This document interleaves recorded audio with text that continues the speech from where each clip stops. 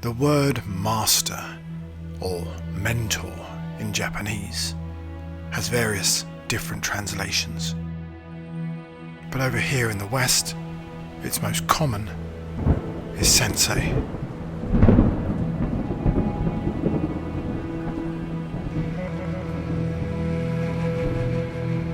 There's a long, winding road ahead of us, and without the help and influence of others, it could be a torturous one.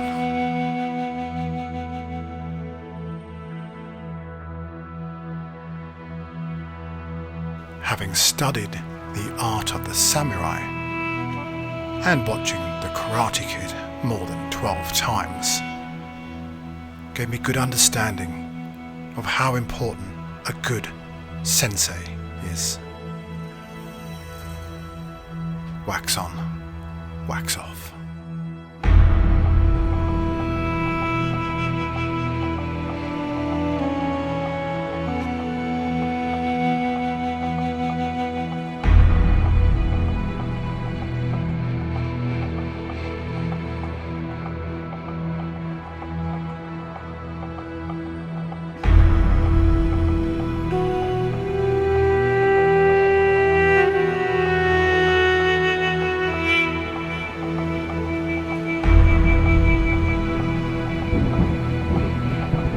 All joking aside, this one's going to be a memorable one.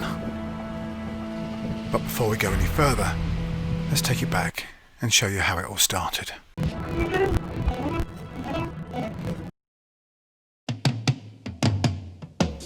So it's a regular Friday afternoon. I've done all my work and closing down the machine, trying to decide on whether to start with vodka or wine, when all of a sudden, I don't recognise that number. But I've got a date with the bottle, so... Hello? Wow, I can't believe who this is. It's Friday afternoon and the bottle can wait. Wait for it, wait for it.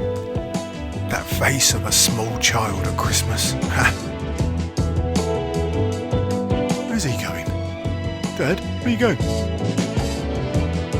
Sorry, Lottie, I've got a date with Destiny. I've got to respool these reels and get things organised.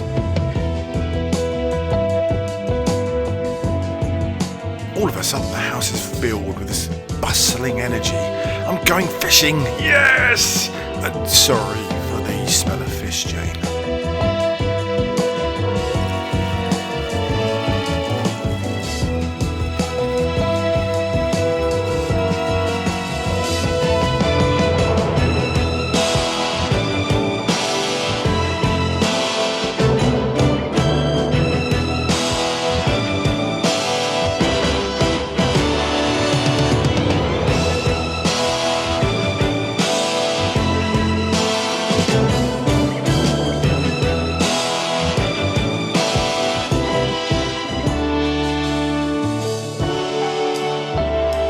Right then, that's the gear sorted. All I need to do now is find my way there. 187 miles to Shrewsbury.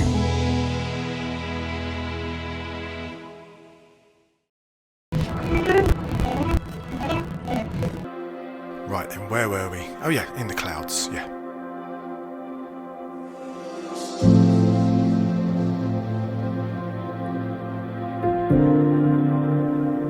If Carlsberg made lakes, this would be the one. Calm down, Simon, calm down. Today we're fishing as a guest on the wonderful Alkman Park in Shropshire.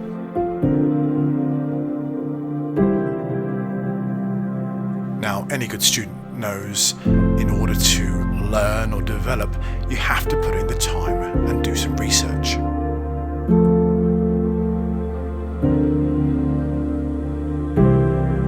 Is this all true, mate? Don't believe everything you read. This is the legendary Frank Warwick, and if you don't know who Frank is, best you sell your fishing gear and take up knitting.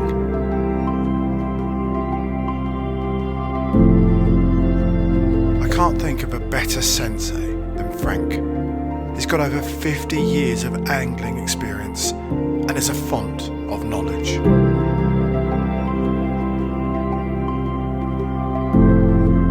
Along with Frank's encyclopedia of carp, he's a true gentleman, and fame has definitely not tainted him. Now, this was never meant to be a tutorial as such. I like people to relax and just enjoy their fishing, same with me. But with this opportunity, I've got Frank Warwick on the bank. I'm not going to pass this by, am I?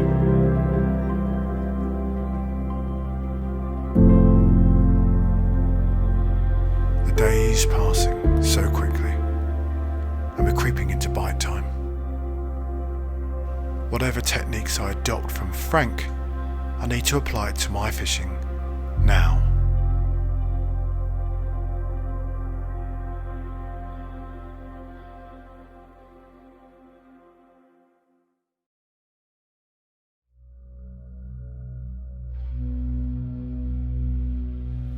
Those last-minute tweaks, the reassurance that your traps are set correctly.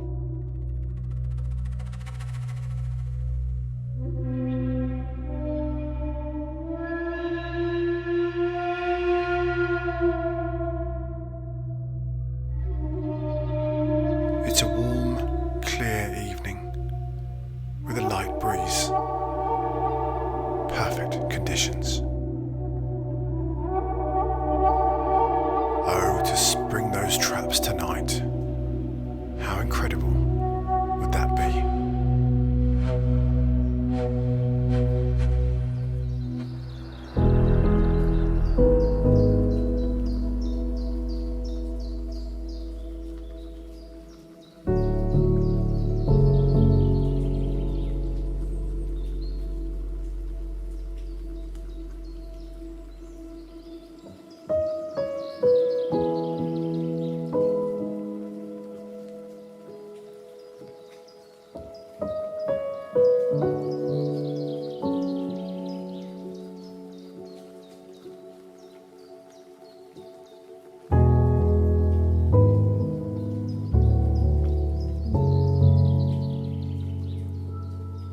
Wet nets mean one thing.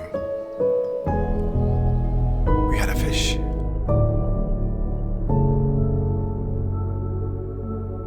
Actually, not just one fish, but three.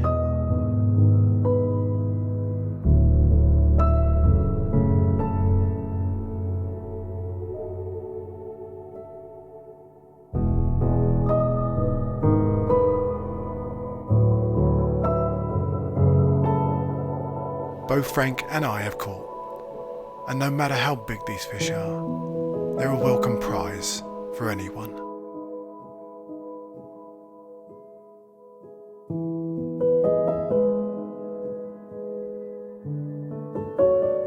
There we are, guys, deepish Shropshire on the syndicate water.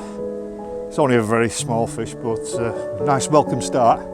And what more can you ask? Because it's been fishing quite slow, the lake, so it's nice to get a bit of action last night. And had a couple of fish. This was the second of the brace, and Sai got into action as well, which was lovely to see.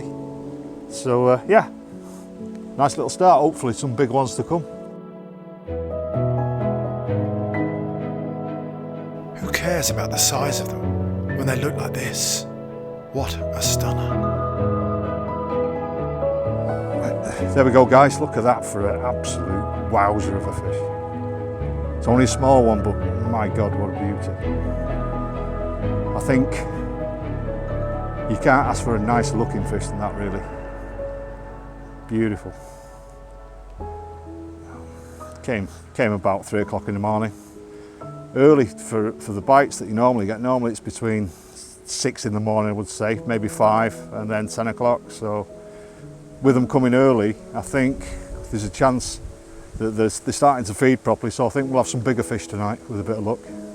So there we go. There are 2 ways for an angler to release a fish back into its own environment. This is the professional way. and then the other.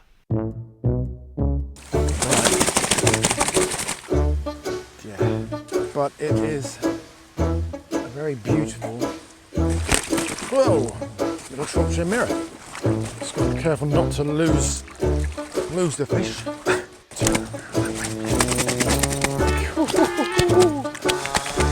Yeah. Well, it looked beautiful. I promise you, it really did look really beautiful. But yes, I need to get the rods out and get out of this book.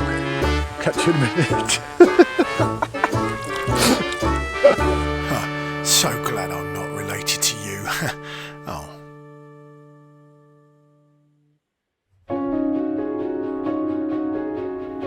Oh well, what's done is done. But to have 3 fish on the first night, well, that's just great. The early morning bite time comes and goes, and I need to get my rods out, with the help of Frank again.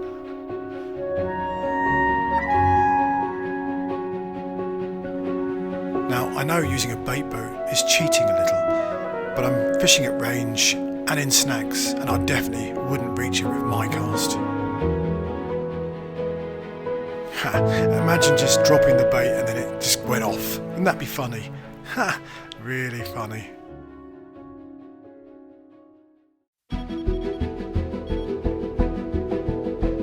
No sooner had that boat dumped the load, it went off. Now because I'm using mono, there's a little bit of stretch, and even though I was locked up tight, that fish has gone straight into the snags. Frank is using the hand method to try and release the fish from the snags. It gives him more of an accurate feel on what's happening at the end of the line.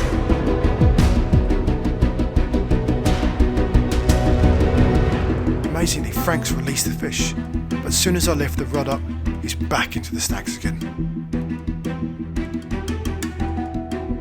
Once again, I called on Frank to do his magic again, and this time the fish is in a lot deeper.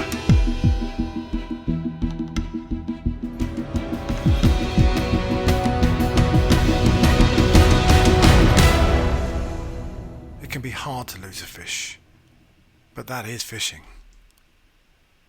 You just got to pick yourself up and get back on those spots.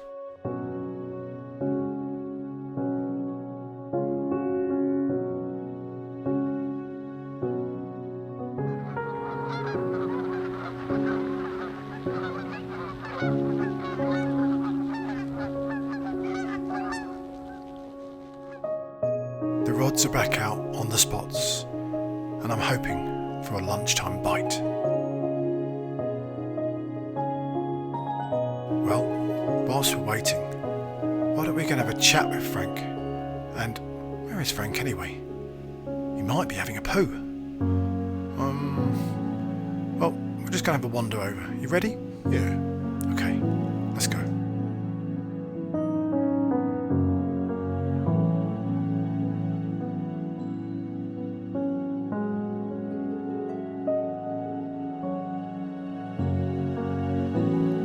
Ladies and gentlemen, I give you Mr. Frank Warwick. Thank you so much for having us over here. It's my pleasure. I'm glad you've enjoyed it so much. Oh, it's a beautiful lake. It is. It's unique, isn't it, really? Stunning, stunning. Yeah. So how long have you fished here? 3 years. 3 years? Yeah. You've had some good fish out of it already. Yeah, I've had some great fish. I don't fish it very often. I like to keep it as a special place. And I like to look forward to coming, I think if you overdo something, it takes the edge off it. So I like to have that anticipation of coming down, and it's one of my favourite places in the whole world, this lake. Yeah. Because it's got so much unique history as well, Yes. Dates back to the Ice Age. And it's hard to believe that there was 1/2 kilometre of ice over the top of this. It's mad, isn't it? And it was scoured, and this was what was left after the ice receded. And of course we know the history that the Roman consul had a lodge, a villa up here. Right. So to think that he, 2,000 years ago nearly, he might have been boating around this lake. It's incredible, isn't it? Parked his chariot up. Yeah, and he had a garrison stationed over the back to take care of him and that, you know. Blimey. So it's a mad place. So have you kind of worked your angles on this now? You've kind of found your swims? And... Yeah. I mean, like I said to you, I've not fished the other end, which is ironic. I'm getting on. Why is that, Frank? Because I'm a lazy bastard.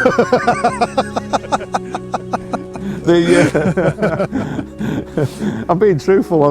I'm getting on a bit now, and the hill over there, it's your lungs are popping out your mouth by the time you've got to the top with all the kit I take. And this is this is the bigger half, and it's you've got a lot of features here, and it just kind of suits me. I love it here on this particular side, and yeah, it's just everything I need. Yeah, it's and, beautiful. What more could you ask for? And you know, even if it didn't have the fish it's got in it, I mean, it's got fish to upper 30s. Even if it had small fish in, I would still come and enjoy it just as much. Yeah, you know? yeah. Because it's so back to nature, and yeah, through my life I've fished so many different waters, and a lot of them are soulless. They've not got the character that this has got, and it's just special. You know? Yeah, because we had the drone up yesterday, didn't we? Yeah. And just to see the whole scape of this. Yeah, I mean, obviously I've never had that privilege of seeing it from that angle, and it's just magnificent. Isn't it? Amazing. Yeah, and they say there's lots of lilies around the edges. And Yeah. I mean, a lot of fisheries, they cut the pads back, and to me, you know, the pads make it. It's just sort of, it takes you back to the 70s when I started carp fishing, you know, and there wasn't all these dugouts and manufactured swims to cram as many bums on seats as possible. And Ellis, the guy that runs the syndicate, he likes to leave it very natural.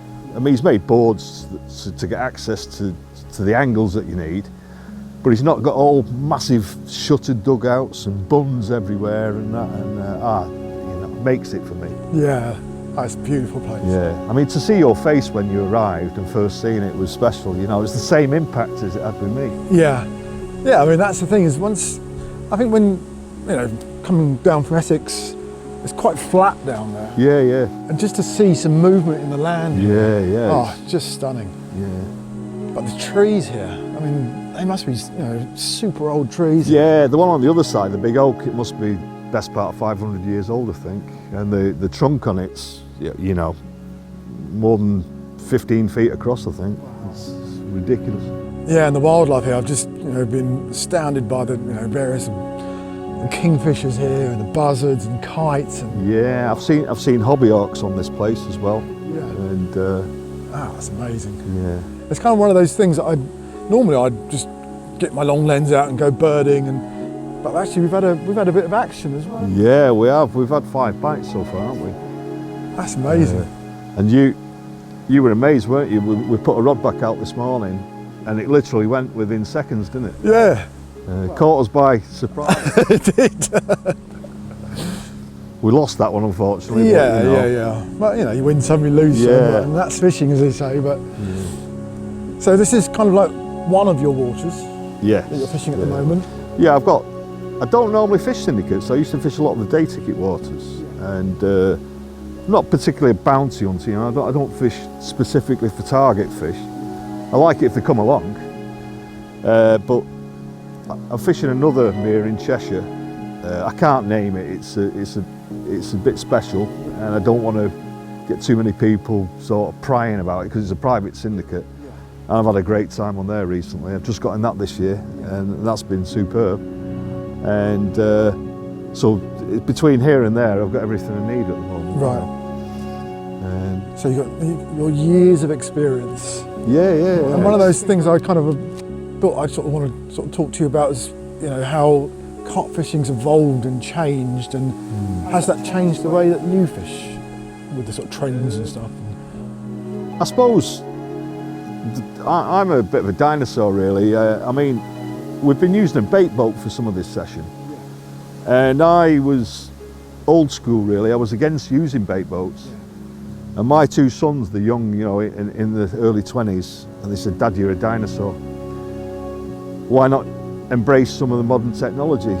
And I said, well, it's like Facebook and some of the other things. I don't know if I like it. Yeah. No pun intended. Yeah, yeah. And it's like there's nothing secret anymore. You know, everything's exposed instantly. It's like even if you're filming and people are saying, "Have you caught anything yet?" And you know, and it's all like there's no sort of, well, here's how it went afterwards. It's all instant.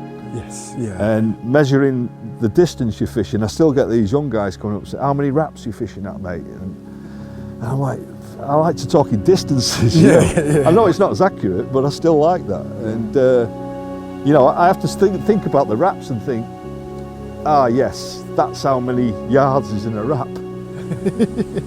They know it off by heart, you know. Yeah. So it's a bit strange to me. And anyway, I have gradually embraced some of the modern technology, and Carp Lounge, some German friends of mine came over and said, would I like to try their equipment? I still don't know how to use it properly, I must say.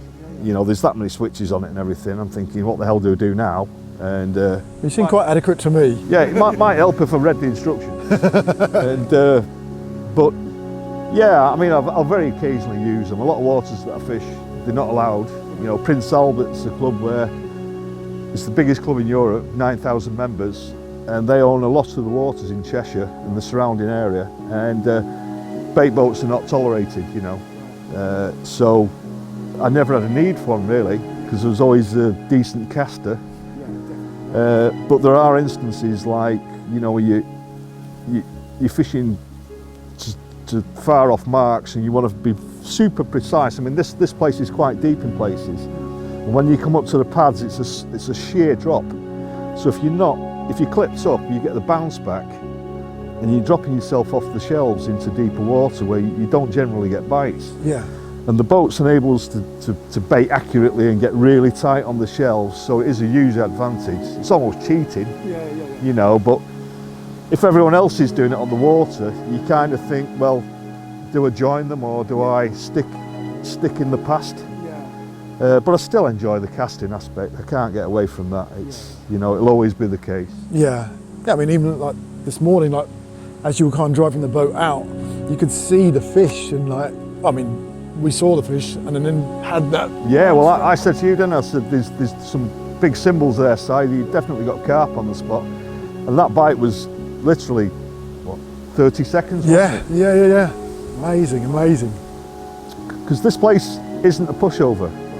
Generally, there's a lot of natural food in here, and the fish could quite adequately get by without anglers' baits. And there's a lot of nuisance fish, or not nuisances, but smaller species, you know, and they'll clean your bait up in seconds. So you think you're sat on bait and you're not a lot of the time. So, you know, I tend to use quite a lot of bait on here, a lot of bits, and that generally does quite well.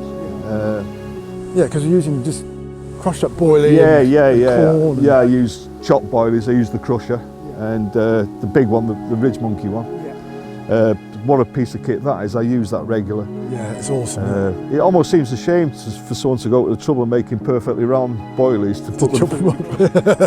I was saying to Nicky with the bait company I'm from, I says, why don't you do pre-chopped, you know, kilos of bait in 5 kilo bags that are ready done for people that want to do that sort of thing, you know, because not many companies do it, do they? Yeah. It's, so. How's your journey been since you've got back into carp fishing? I've loved getting back into it just purely from the sort of being out, and being back at, you know, with nature and sort of doing my photography. I think that's kind of why I got back into it. Just literally, I'm sort of doing, you know, shooting wildfowl and, you know, kingfishers, and I'm thinking, well, might as well get the rod out while I'm there. And yeah, you're a proper naturalist, aren't you? Yeah. Naturist. Yeah. That's a different story, though. Yeah, but yeah, I'm like that. I'm into bird watching, everything, you know, both types.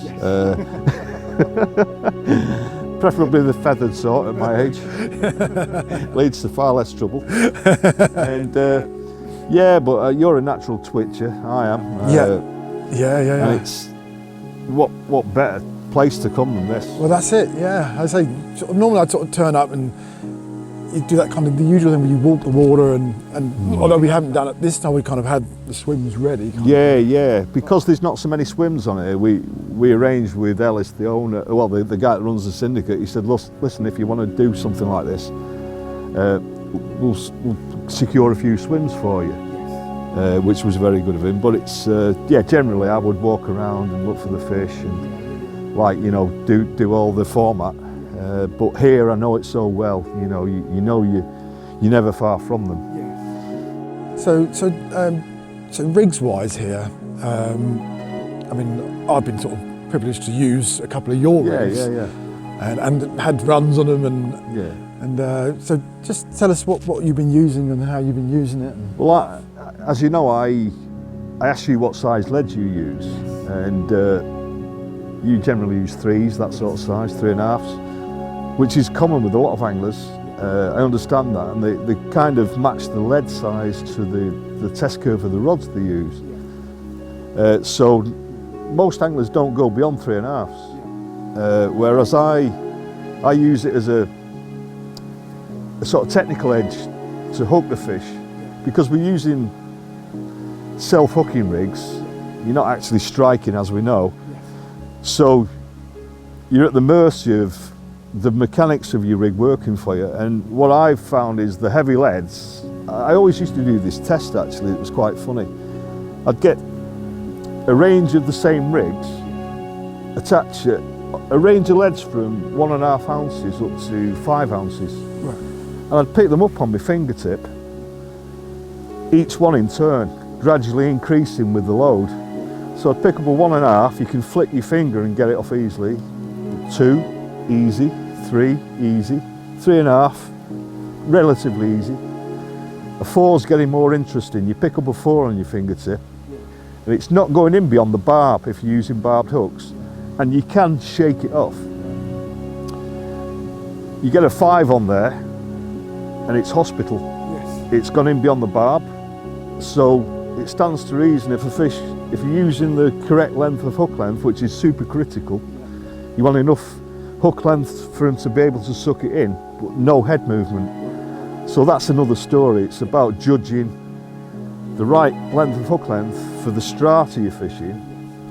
And the 5 ounce lead, it's critical that you know what the bottom's like, because you don't want it sinking into deep silt with a short hook length on and obviously leaving you fishing in a mouse hole. Yes. So there's not enough hook length on display. So if you're in doubt with a heavy lead, I use a longer hook length and gradually shorten it off. I try it on 3 rods with the varying lengths. I don't all have them the same length that you would in a tackle box that fits perfect. Like a lot of guys have them all so they look great in the tackle box. So I'd start off with a 4-inch hook length, perhaps a 6-inch and then a 10-inch.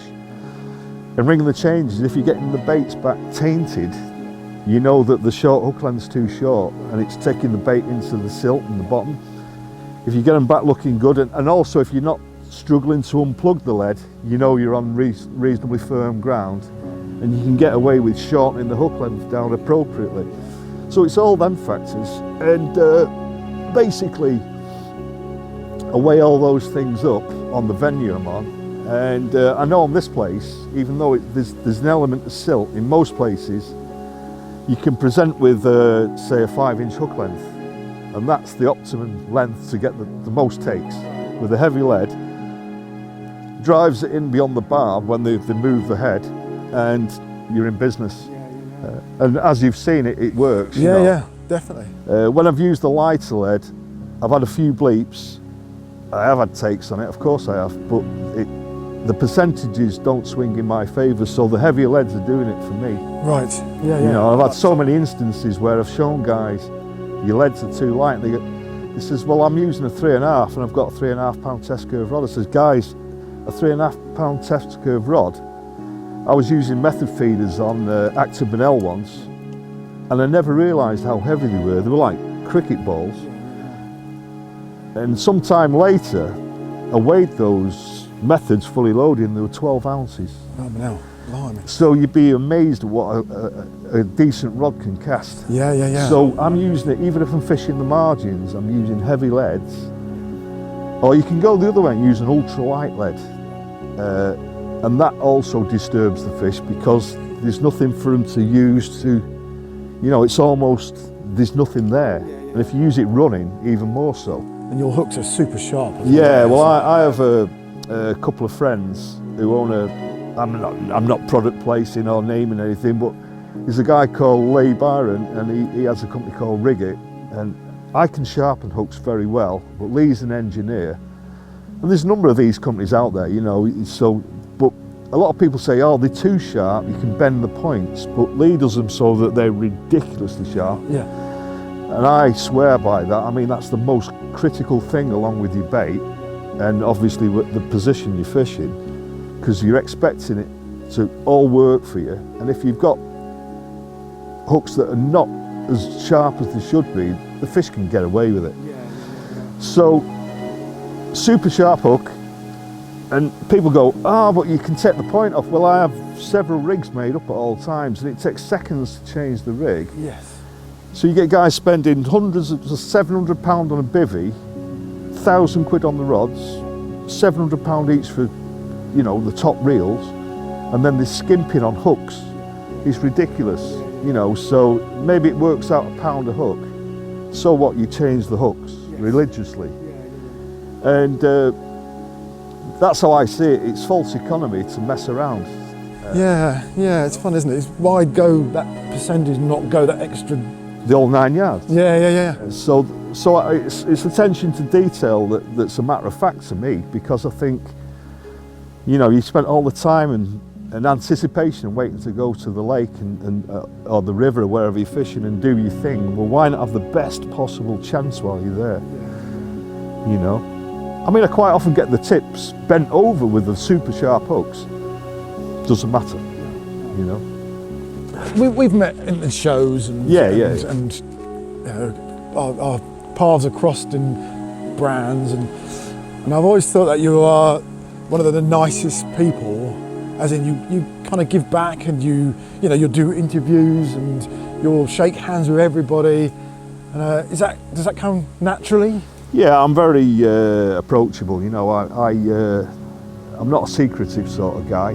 If anyone approaches me on the bank, I always spend time with them, and I'll help them in any way I can, because I've been doing this a long time now. This is my 50th year carp fishing, and it can be someone of any age. You know, it's not just youngsters that take up carp fishing. Sometimes you get older people, you know, in the 60s or whatever, take up fishing when they retire. Yeah. And we've all got that learning curve to go through, so I always get a great deal of pleasure from passing on a little bit of hard-earned knowledge, really, you know. And giving something back. Yeah, and I think seeing it actually show a quick return like that, yeah, it's dead satisfying, you know. And I think as long as I'm around, I'll always help people. I mean, I went fishing with a friend of mine, Roger Seaton, and a young guy came up to us on Linear Complex, and he went to Roger and he asked permission, could he come, and he says, can I go and speak to Frank? And Roger says, bloody hell, mate, he's just a normal bloke, go over and speak to him. He says, oh, well, I was a bit nervous. And I ended up giving this kid loads of bait and showed him rigs and everything. And he went away super chuffed, you know, and it made me day that, and he caught some fish as well, you know, and it's a nice thing to do. Yeah, that's good. I think that's just a nice thing to be able to, in your sort of position, you've got all that experience, all that knowledge. Yeah. I mean, me and John have just been sort of sitting there, heads blown. Yeah. Well, you know, you two are long-time anglers, and it's nice to share those moments where, you know, things that I take for granted that you might be surprised by. And so do you find yourself, because obviously you're an innovator and somebody who actually kind of looks how to change and maybe develop, do you do that a lot, or do you have certain ways to do things you stick to? And Once I've worked it out in mind the most efficient way of it's all percentages. Once I've worked out the best possible mechanical way of maximising bites. I mean, I'm not mad on boring the fish out. Some guys have a lot of time. I'm a professional angler, but I I don't like spending 5 days a week on the bank, that's not me. So I tend to go for 48-hour session, maximum. And I want to maximise my time. So I tend to try and short circuit the time it takes for success. I mean, it doesn't always happen. You know, there's times when the fish aren't showing and you don't know where they are. And you've got to go on intuition and you might get it wrong. And it doesn't matter what bait or what rig you've got or anything, if you're not on the fish, you're wasting your time. But generally, when I'm on the fish, these things make quite a big difference to the speed that you get the bites. So you very, very kindly gave me your book, which I'm going to read and got to, you know, get into that kind of zone, get into Frank's head, which it's a big experience. Did you see the title of that book? Yes, yeah. Every Bit of Blue. Well, I remember when I wrote the book, I did it with Tim Paisley at Angling Publications, and he says, Warwick, I don't like the title. He said it has to have the word carp in it, and I says, no, it doesn't, Tim, it's my book, I'll call it what I want. And he says, why have you called it Every Bit of Blue? And I says, well, when I was a young lad and I started carp fishing, we didn't have all the internet and everything, you know, where you just Google Earth. All we had was Ordnance Survey maps. And I had nobody to learn off. I was only 10 and I wanted to explore every bit of blue on that Ordnance Survey map. So I didn't even know if most of the waters had carp in even. But I just went and tried to catch carp there, you know. And it always stuck in my mind, and I thought every bit of blue is part of my life as carp fishing. Yeah, that's a great title.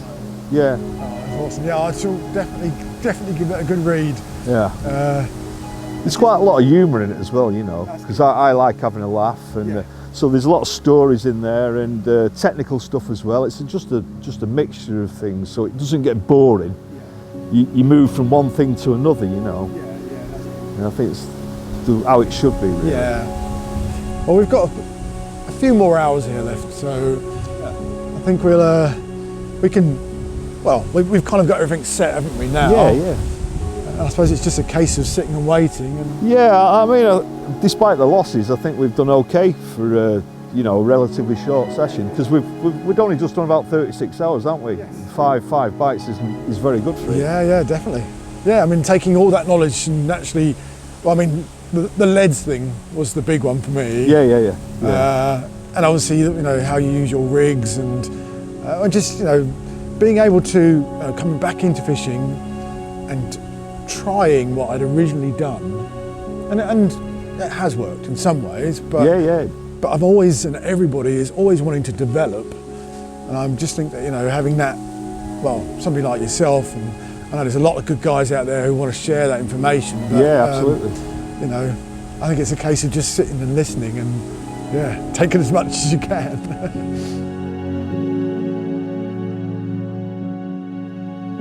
My journey back to fishing has had its ups and downs, but this is definitely the ups.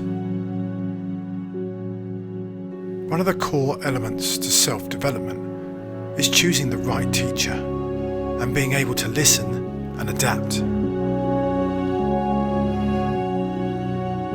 A famous Japanese warrior, Miyamoto Musashi, once said, "A man cannot understand the art he is studying if he only looks at the end result, without taking the time to delve deeply into the reasoning of the study."